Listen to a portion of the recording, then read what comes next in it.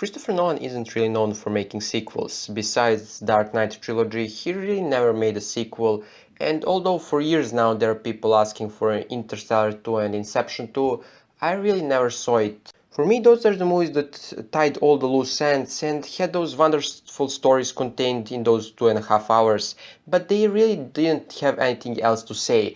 For me, Tenet is a different film. In Tenet there are a lot of unused ideas, and Inversion as an idea had a lot of potential that Nolan used to some degree. So in this video I would like to talk about why I think Tenet 2 should happen and why I think Tenet 2 could be better than Tenet 1. And the first thing is, in this movie Nolan don't need to explain stuff. And what I'm trying to say, in Tenet 1 there was a lot of exposition, a lot of explaining connections between the people and explaining the idea of inversion itself. And for the most of that part of the film, we felt like the kids in the class and Nolan like a teacher. It felt really like a lecture. And Nolan in Tenet 2 really don't need to do that, because now we understand the aversion, mostly. And that is something really good, because now he can focus on the story and the characters, the things that were really lacking for me in Tenet 1. And when we are talking about unused potential, I want to talk about action scenes. And I'm not saying Tenet had a bad action, it had a very good action scenes and even some excellent ones. I really like the fight between Washington with himself going reverse and forwards in the same time. It was very cool scene, like very trippy, very interesting choreography. But then there is like this giant fight at the end of the movie and so many things happening on the screen, and it was very hard to follow. And there were obviously many cool things happening, like the building being destroyed but repairing itself at the same time, but you really couldn't concentrate because there were like 10 more things happening on the screen. So I would like Nolan to learn something from Tenet 1, that the smaller, more elegant way of showing inversion is a better way for us as viewers, like we understand it better.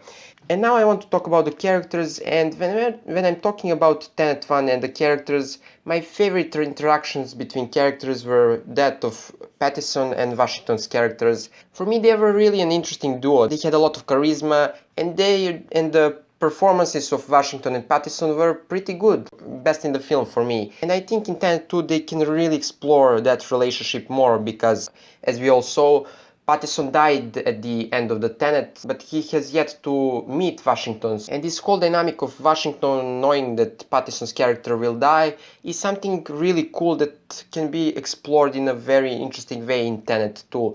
Talking about Washington's character, I think that Tenet 2 has a big chance to explore that character more. As we all know, the character in the movie is called the protagonist, basically. He doesn't have a name himself, and if we can explore a bit more of his past, and explore how he became an agent eventually, it would be good, because obviously it is much better when you're invested in your protagonist. But in a Tenet there are also things that weren't unused potential. There are the things that were just bad, and for me one of those was Kate and evil Russian subplot. For me that was by far the most boring part of the film, like the whole idea of our protagonist trying to save this woman from her evil husband, and it was such a big part of the movie, but it was so uninteresting. But Tenet 2 doesn't need any of that, because at the end of the movie evil Russian dies and Kate reunites with her child. So yeah, in Tenet 2 there could be mentions of Kate a couple times, but really in that movie we don't need her character at all. And the final thing I want to talk about, and the most important thing why I think Tenet is such a different movie from Inception, Interstellar, there is still a big part to the story that we didn't see.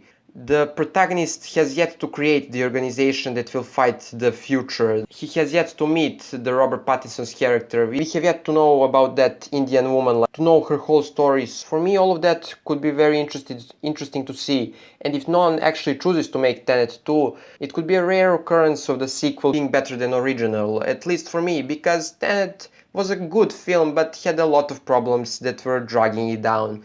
So this is all I wanted to say about potential Tenet sequel, and in next video I'll probably cover like my ranking of all Nolan films. So I'm hoping you're doing well, and till that video, bye.